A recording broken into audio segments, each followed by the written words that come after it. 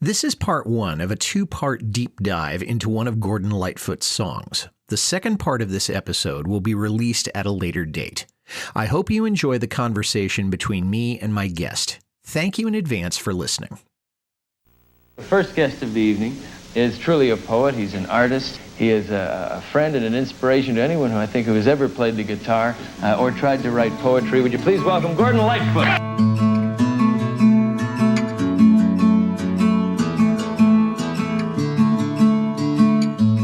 Never had much to say, he traveled alone with no friends. Like a shadowy ghost at dawn, he came and he went. Through the woodlands swiftly riding, to the young maid he came gliding, where she'd run to meet him by the garden wall. This is Carefree Highway Revisited, the show that celebrates the work of Gordon Lightfoot song by song, a proud member of the FM Podcast Network. I'm your host, Mike Messner, and along with me today are two fellow Lightfoot fans from Bettendorf, Iowa, making their fourth appearance on the show, Kevin and Erin Hester. Kevin and Erin, welcome back to Carefree Highway Revisited. Thank you. Thank you. So, what is new with the two of you since the last time you were on the show? Any family news, any musical news, anything you want the audience to know about?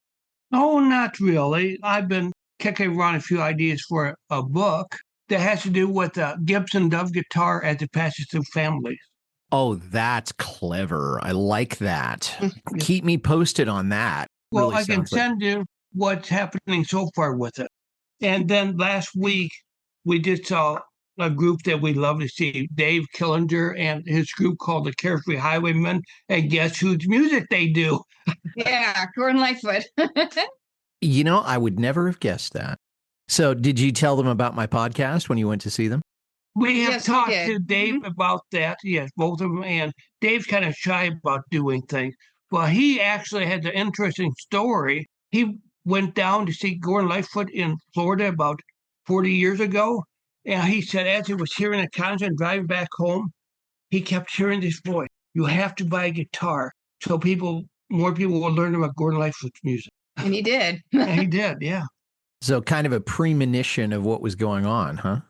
Yeah, Yeah. exactly. And Dave does sound like, Sounds just like Gordon Lightfoot. Yeah. Deep voice and things, yeah. like Gordon in the 70s, yeah. Fantastic. Well, I'm glad you got a chance to see the show. And I hope those guys will be listening to this episode or another episode real soon. We told them about it. We told them it was their fourth time. And every time we go see them, Dave dedicates Beautiful to us. The song Beautiful, yeah.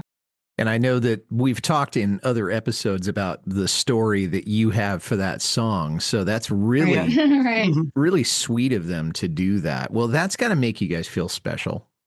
Yes, Yeah, it does. Kind of like a date night for us, right? Yeah. it was. And they're from the Quad Cities. We see them like 4 times a year at the Grape Life, which is a great little place. Yeah, it is. All right. So for anybody who's listening, if you're in the Quad Cities area, now you know where to go and you know who to ask for.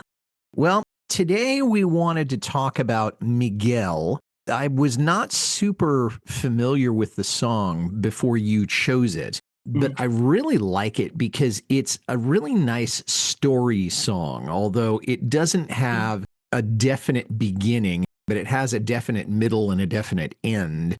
It's not overly arranged. In other words, he didn't have to bring somebody in to do strings for it or anything like that. And it's got a beautiful, beautiful melody. Yes, it does. As good a melody from a Lightfoot song, honestly, as I think I've ever heard. So what did the two of you like about the song? I kind of like it because the finger picking that he does, it sounds so mysterious and it just really, really beautiful melody. And then, the bass comes in there and just the guitar playing in general. We feel like Red Shea, Yeah, we think that he was playing a high strung guitar in there. And then Gordon, you could tell all the finger picking he does, which is very good. And then, Rick, he was doing really good on the bass too. and The music, the guitar playing is really the first phenomenal. time I ever heard it, I thought there was a 12-string involved in it. Mm-hmm.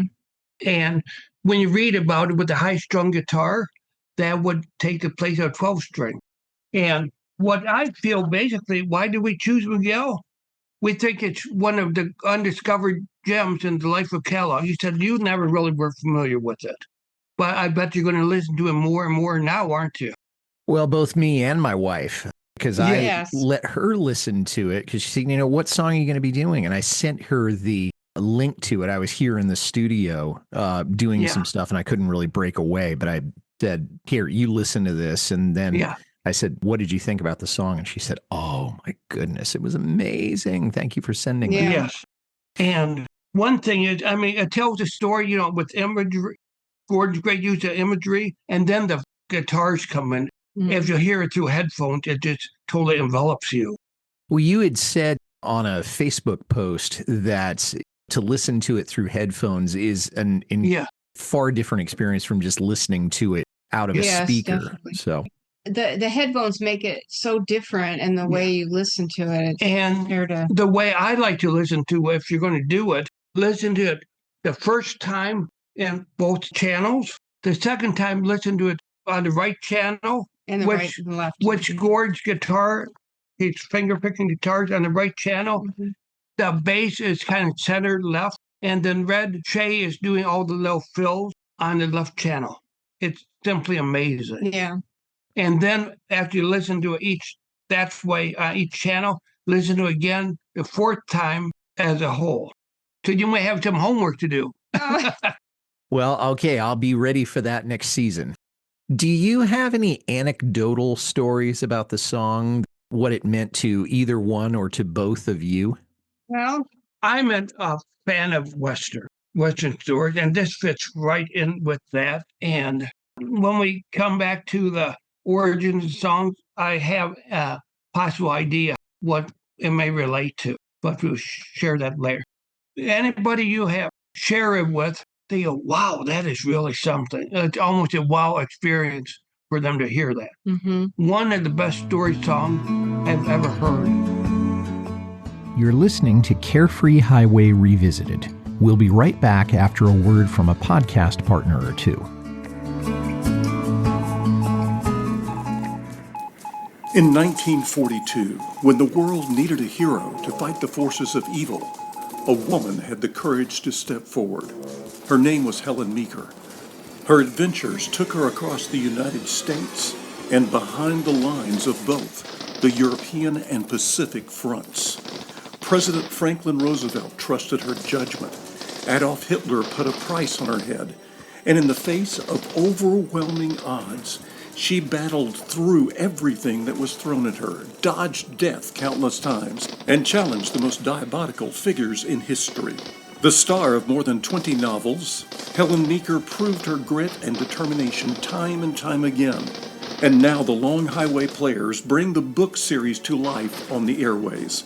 These exciting dramas will place you in the middle of the action, immerse you in riveting drama, plunge you into unimagined intrigue, and confound you with dark mysteries, while giving you the opportunity to live adventures in a time when the fate of the world hung in the balance.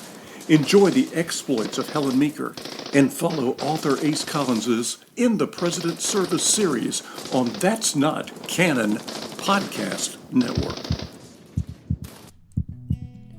Hi, this is Audie Martello, the host of the Mostly Folk podcast, a 60-minute foray into the music we all love. You will hear newly released albums, classic folk, country, and bluegrass music, as well as some traditional music that may or may not be true to the genre. Sometimes irreverent, often opinionated, but always entertaining. You may even hear a radio magic trick every so often, as well as numerous interviews via Zoom and telephone with established as well as indie artists. Mostly Folk is available wherever you listen to podcasts, and always at mostlyfolk.org. Yeah, and Lightfoot has not written a lot of story songs, but the ones that he has written, they're more narrative emphasized than the music emphasized. And this one, I think, kind of turns that upside down. he incorporated a much more beautiful melody rather than just saying, okay, I've got all this stuff to tell you about what happened. And as I said, it's not a definite beginning the way that you think of maybe some other songs. I think of The Wreck, or I think of the Ballad of Yarmouth Castle, where you know it's a beginning, a middle, and an end. This one, you kind of are dropped in the middle of the story, the same way it happened in Bitter Green. But I don't think that detracts from it. I think, if anything, it does make it more cinematic, because it means you have to imagine how this story really got started. Or if you don't have to imagine it, you have to wait until maybe a third of the way, half the way through the song to get some idea about how this started. Isn't that really the way a lot of movies are portrayed, though? You know, you see a character and you learn a lot through flashbacks. Oh, yeah. You do that through flashbacks, and there's certainly nothing wrong with that. I mean, some of the greatest movies ever made deal with flashbacks, whether they're Westerns or not. By the same token, those can be, if you use flashbacks too much, it does get confusing. You know, whereas when you're doing a written story, the best kind of literature that you have is going to have a beginning, middle, and end. Not going to be, you know, okay, well, this happened 30 years ago. Now we're back to the present day. Well, this happened 20 years ago. Now we're back. Because if I were reading that, I would think to myself, shouldn't you just rearrange the chapters and go back where you came from? But that's just me. And that's the way that I think in terms of literature, if not about songs and movies. Well, my input is that the song doesn't follow a linear time frame. The song starts out as we can get an image of Miguel being a secretive and ghostly figure, meeting with his young love and hiding in the shadows. So it seems like there's a lot of secretive stuff, I think, in there. At the end of the second verse, we know how he became who and what he is. And then the third and final verse tells us the heartbreaking ending of what has become of Miguel and his love. And Gordon accomplished this in a 4-minute, 13-second song. That's how long it was. So, makes sense? Oh, it totally does. So he told the story. He just didn't do it in a straight line. And I don't think that's a bad thing. I think it's just not the traditional story song. When would be the best setting for you to listen to this? Or is there no better setting? You could just listen to this song anytime, doing anything, in any place. There's certain times to listen to so that you can focus on it and really listen to it in depth. By listening it through ear headphones, staying and sitting at home with the headphones on to really listen to every detail, you know, it kind of helps you appreciate it more. I mean, it's not, for us, it's not really background music like Sundown or something can be. You know, you can be doing other things, hearing Sundown, but this one asks you to pay attention. Right. It does grab a hold of you in a way that maybe some of his more pop-oriented stuff doesn't. I mean, you could listen to Sundown, you could listen to Spin Spin, you could listen to that stuff, even Rich Man Spiritual, where it's kind of in the back and it's nice and it's fitting, but it doesn't kind of grab you by the throat and say, hey, sit down, shut up, and listen to this. Which I think is what Miguel does, and to some extent, I think some of his other story songs do. Bitter Green, not quite as much, but I think some of his others do. For me, I could listen to it anytime doing anything. I don't think there's a certain point where I say, no, okay, this is the soundtrack that I would want for this particular situation. Right. It's a beautiful enough song that I could listen to it, I think, anytime. Actually, I would love to hear somebody do an instrumental version on acoustic guitar of it. Without singing? Yeah. Oh. Just to listen to the guitar. Too. Yeah. Be kind of pretty. Yeah. You know, if we had somebody who did that, like Roger Whittaker or Chet Atkins when he was around, God rest his soul, that would be a lot of fun to listen to. As we'll talk later, I can't find any official covers of this song of any variety. We'll talk about that a little bit later. But Maybe that'll be my homework. I'm doing a musical version of it. I can't find out a whole lot about this song's origins. It was only mentioned in the Jennings book one time. Some people have said that he wrote it while he was contemplating his divorce from Britta, although I don't really see a parallel between. We don't see that either. We don't see anything either. Although he may very well have written it at the time that was going on. On the Dylan album, Blood on the Tracks, every single song is about his divorce or the end of his relationship with his first wife.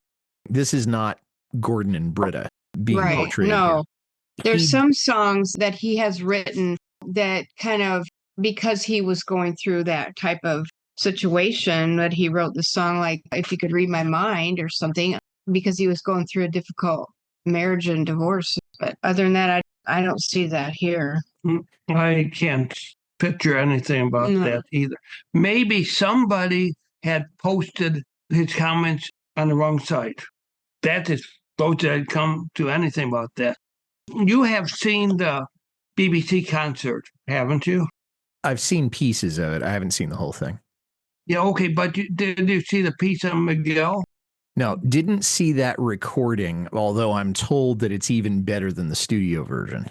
It's pretty good, but you can actually see the intricate guitar playing on that. Mm-hmm. But the way that is, unfortunately, it was done in mono back then for TV and not stereo. Whereas, remember back in the 70s, 80s, where the radio station would simulcast FM versions of the concerts? Yeah. Turn the channel, whatever, and listen to it simulcast. So things have changed now, but in that, as Gordon introduced the song, he was saying this is sort of patterned after the Alfred Noyes poem, The Highwayman.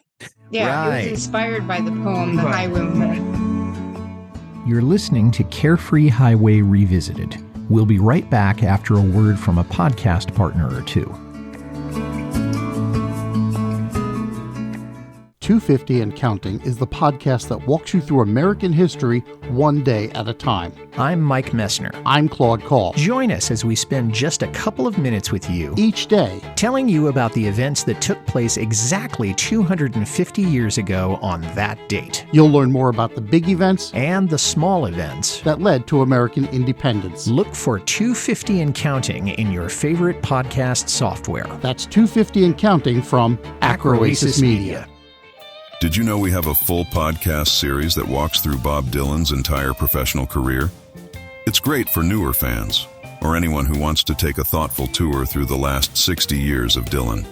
It's called A Bob Dylan Primer, and it's a 16-part serial. Find it at fmpods.com or anywhere you listen to podcasts. I mean, I can see a little bit. Some of the stuff, I see a correlation there. Mm-hmm. But I'm also thinking it may have a correlation to another song. It could be an homage to Marty Robbins, the El Paso, and then Ribbon of Darkness. I don't know. Just remember, when Gordon was playing the coffee shops in the early years, he did cover of El Paso sometimes. Okay. I don't know if you knew that or not. We were talking about that on one of the online groups, but I don't know if that conversation ever got resolved. Yeah, but anyways, what happened is that who had the first #1 song with the Gordon Lightfoot tune? It was Ribbon of Darkness by Marty Robbins. Right, exactly. So as you play those together, plus you have the What's the Setting, Southwest, same place, and the guitars.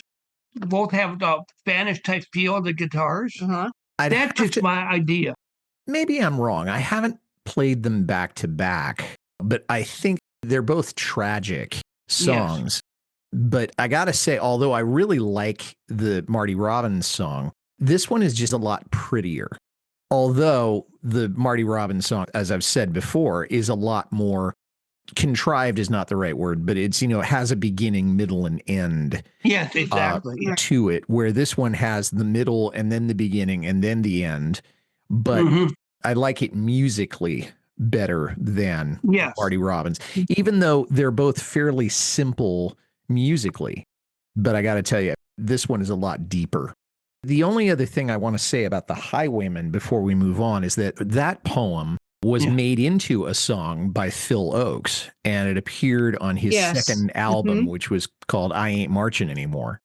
And I've heard it just once, and it may be on a collection somewhere, and I'm sure I could find it online. But when I heard it, it made me appreciate the poem a lot more. Yeah. And it's probably something that I'm going to have to listen to of a summer night when I don't have to worry about getting up in the morning and going to teach teenagers. It's on YouTube. Yeah. I listened to it today. Yeah. All right. Well, let's dive into the lyrics here. And there's a decent amount to dig up on this. And we're going to leave out some of the lines that I think are not particularly relevant or that are repeated here the way we usually do. Never had much to say. He traveled alone with no friends. And Erin, you kind of alluded to this. He's a loner. He's kind of mysterious. And that in and of itself makes him more intriguing because there's nobody else for you to focus on at that point. If you were talking about Manny, Mo, Jack, Larry, Curly, and Shemp all riding around in the dark, you kind of who's who. Yeah. So there's nobody there to distract you. So that by itself makes him more intriguing. And there's nobody there to share his secrets. Yeah. And he had secrets. Well, nobody except his lady love, but there may have been things that he didn't tell her either. Yeah. Through the woodlands swiftly riding, to the young maid he came gliding, where she'd run to meet him by the garden wall. Now, we should stop here and say that some of the lyric printings that I've seen, he uses the word gliding twice, which is a cardinal sin in poetry and especially in songwriting. So my sense of it, and Kevin, you may correct me on this because I think you messaged me about it. My sense of it is that the first part of this, through the woodlands swiftly riding. No, it's supposed to be gliding first and riding second. Okay, but it is the two different words, not the word gliding twice. Okay, so I got the right idea. I just got them in the wrong order. When we heard him sing on the BBC concert, we listened to his words and how he sang it, and he sang it as gliding the first time and riding the second time. He enunciated that very well. Well, it's a brilliant rhyme, no matter what order you put it. It is. Yeah. Definitely, yes. Yeah. So through the woodland, of course, I immediately thought of Don Quixote because that's the first three words of that song, although this was written long before Don Quixote came out. But it also reminds me of Romeo and Juliet, the Shakespeare play, not the Dire Straits song, because she has to go meet him by the garden wall.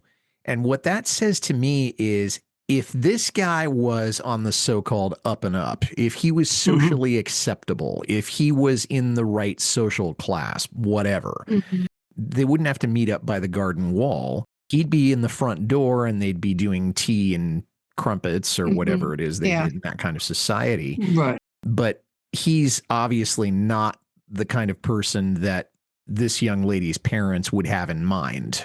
I think is the best way that I can describe it. And we don't know this until the second verse. We don't know it explicitly. Yeah, you're right.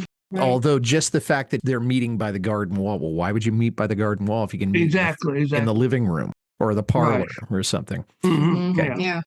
Oh, my sweet Miguel, I will never tell. No one will ever know what I know too well.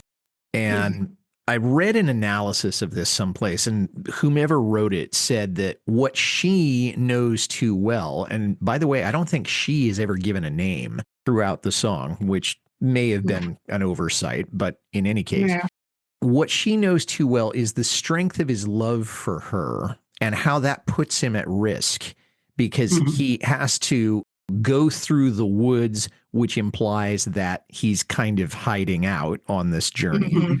She can't publicly declare that love because it would put him at even greater risk. So this is a long and poetic way of saying, I'm going to keep this under my hat, that we're together, that we're having this affair, or that we are in love, or however you want to phrase that. They're waiting for me to cross the border to swim the river, because I've done that before, to see my true love's smiling face 100 times or more. So to me, that means that whomever Miguel is, he's a risk taker and he's very brave. It's true that he's in love. And as Kevin, as you and I both know, okay, men in love will do crazy things. And women in love too, Erin. I don't mean to leave you out, but Kevin and I, that's okay. yeah, but Kevin and I have both had that experience, that he crosses the border to see his true love's shining face. And although it's not explicitly said where this is happening, I think it's probably safe to think that he is from Mexico and she lives in Texas. Mhm. Yes. And again, we don't know that for certain, but it's logical that it would make that way. And I see him as kind of a Joaquin Murrieta character. And if you're wondering who that is, that was the origin of the character Zorro. Secretive character who's disguised, usually operates at night, on the side of justice and truth, etc. Mass marauder. Yeah, mass marauder. Yeah. We're getting way down into the weeds of California history here, but that is where that began, where that legend began, is in old time California before America took it over, when it was Mexican California, not Spanish, but it was Mexican California. That wraps up the first part of this episode of Carefree Highway Revisited. The second part of this discussion will be released very soon. I hope you enjoyed this conversation so far, and that you'll listen to the second part when it comes out. See you next time.